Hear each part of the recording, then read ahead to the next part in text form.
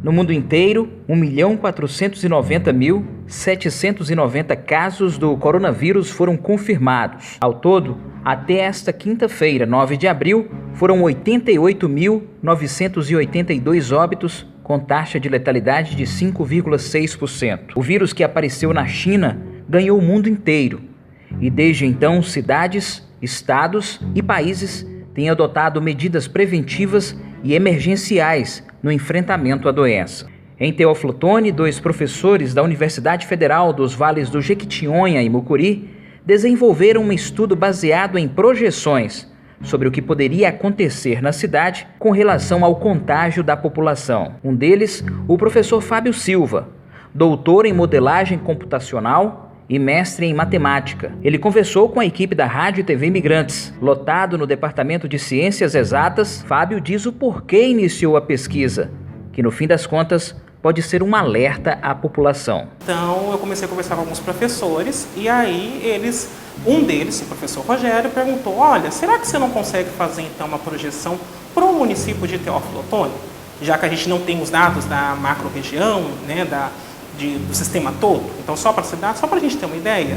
Então, nesse sentido, o que eu fiz? Eu peguei o modelo CIR, que é um modelo que tem sido utilizado pelos pesquisadores ao redor do mundo, que ele é um modelo mais simples, no sentido de você não precisa de tanta informação para fazer uma projeção, mas ele já te dá um bom indicativo do quão desastroso as coisas podem se tornar.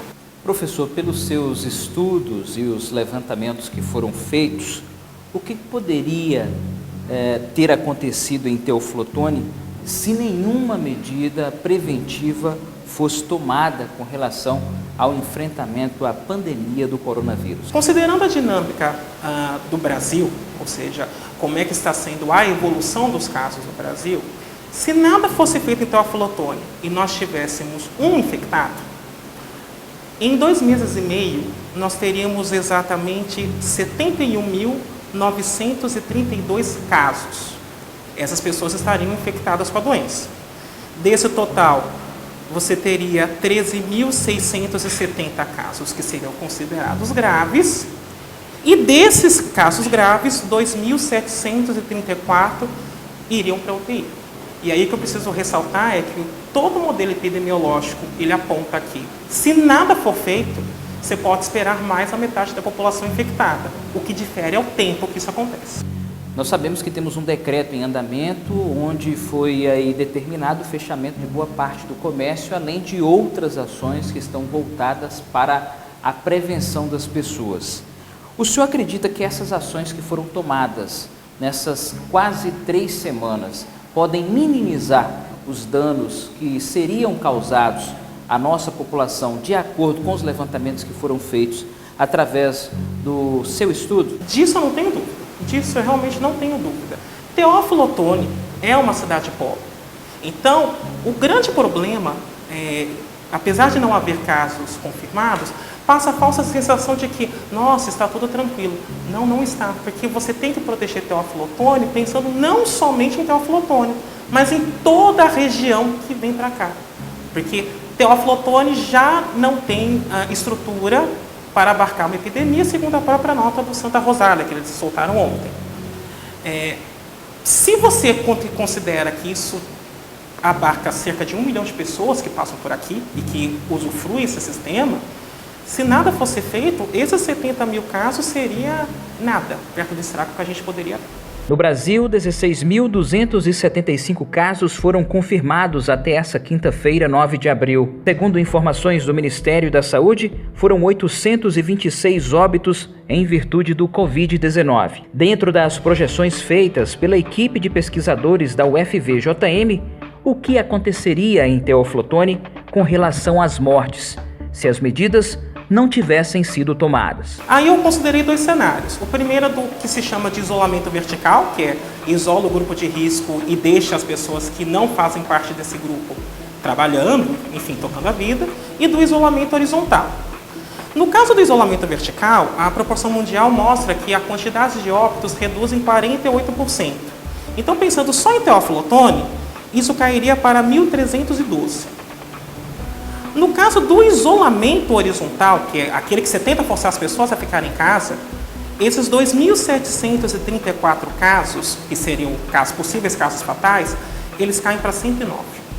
E aí, apesar de já ver que com 109 teríamos problema, nós teríamos o problema um pouco mais alongado, então demoraria mais para chegar nesse ponto, e aí o sistema de saúde então poderia se precaver de maneira melhor. Para o professor Fábio, traçar um perfil de pessoas propícias a contrair o vírus é um mito, pois dados apontam que pessoas, principalmente no Brasil, têm contraído o Covid-19 sem se enquadrar no grupo de risco. E há um mito que anda sendo propagado e esse precisa ser desfeito.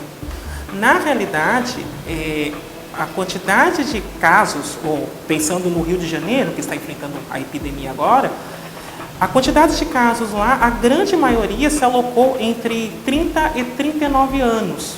Então a gente já tem casos de gente com 26 anos que era saudável, maratonista e morreu da Covid. Tem casos de bebê no Ceará que morreu da Covid. Uma maternidade de São Paulo ontem divulgou que 2 bebês estão contaminados pela Covid.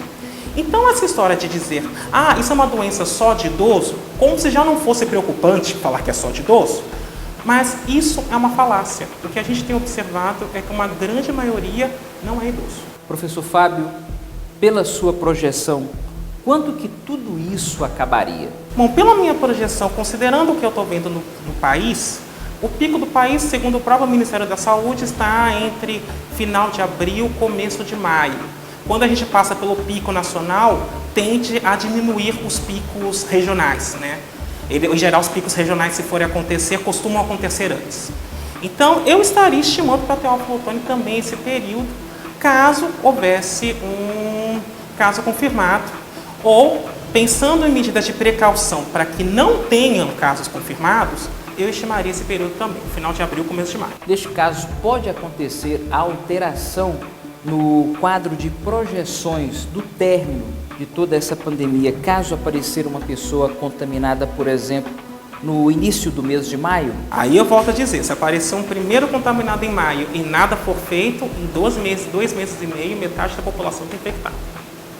Professor, economicamente falando, o senhor como mestre em matemática, qual que é a sua visão sobre o enfrentamento à pandemia e a possibilidade de reabertura do comércio?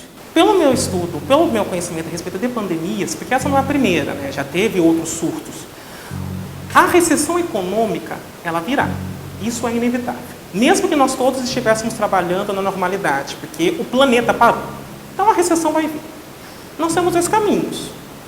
Podemos arriscar e fazer como a Itália, abre, né? Já tendo problemas com aglomeração nas ruas, como nós temos visto, com tudo fechado, e aí tende essas aglomerações a aumentarem, mas aí você abre, o primeiro se infecta, a população se assusta, a pandemia começa a seguir de maneira descontrolada, e aí o comerciante vai ser obrigado a fechar na marra. Um segundo caminho nós nos preocupamos nesse primeiro momento, que é mais delicado, e tentamos achar alguma alternativa para esse primeiro momento, até pelo menos chegar no pico no país. E aí, a partir dali, aí sim, estuda-se a reabertura gradual, até para dar mais tempo para o sistema de saúde se preparar. É importante dizer que o receio de quem estuda esse tipo de propagação não é no fato da pessoa se contagiar, mas é porque nós não queremos que aconteça na Europa, em que as pessoas chegavam e elas podiam ter todo o dinheiro do mundo, plano de saúde, decisão judicial, não tinha leito. Elas vinham para casa e morriam. É colapso. A gente quer evitar isso a todo custo. Outra questão que tem sido bastante discutida e ainda traz muitas dúvidas para as pessoas é com relação ao clima. Muitos dizem que temperaturas mais baixas favorecem a disseminação do vírus.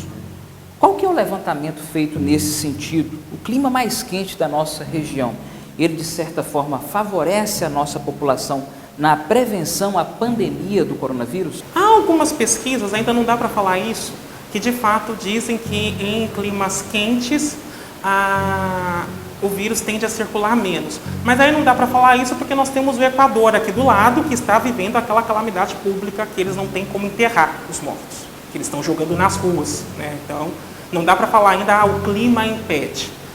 O que dá para falar é que agora nós vamos entrar num período mais complicado ainda, porque agora, como vai esfriar, a tendência das pessoas a adquirirem gripe é maior. Então aí vai ter muito caso de síndrome gripal, que vai ser pensado no primeiro momento, nossa, é coronavírus. Mas também o contrário pode acontecer. Muita gente é assintomática, então acha que está com uma síndrome gripal, pensa, não vou nem procurar o serviço de saúde porque é só gripe mesmo. O senhor acredita que nós possamos sobressair as demais cidades polo e eventualmente não ter nenhum caso de coronavírus confirmado aqui em Teófilo Otoni? Eu acho muito pouco provável que não tenha caso confirmado. Eu realmente acho muito pouco provável, até porque não estão sendo feitos testes em larga escala, que é isso que ajuda a detectar, por exemplo, a quantidade de assintomáticos. Estão testando apenas os casos graves. Então eu acho muito pouco provável que já não tenha alguém infectado. Mas eu não posso afirmar com certeza porque eu precisaria de um teste para isso. Eu colocaria que para a gente ter sossego, nós precisaríamos passar por esse período do pico nacional, de acordo com as orientações do Ministério da Saúde. Eu preciso destacar que eles estão fazendo um trabalho excelente nesse sentido. Então, a gente deveria passar por esse pico, e aí após esse pico, aí nós poderíamos tentar retomar dentro da uma mínima normalidade. Eu entendo perfeitamente a preocupação dos comerciantes, dos trabalhadores, eu entendo isso perfeitamente e sei que não é agradável falar fique de quarentena, mas é preferível passar por esse momento turbulento, por mais um mês que seja, e ter a garantia de poder voltar a abrir as portas sem o receio de fechar, do que eventualmente abrir as portas com tudo e dali a 2, 3 semanas está tudo fechado por tempo indeterminado. Segundo informações da Secretaria Municipal de Saúde, Teófilo Otoni segue sem casos confirmados. Existem alguns suspeitos aguardando o resultado. Parte do comércio está fechado.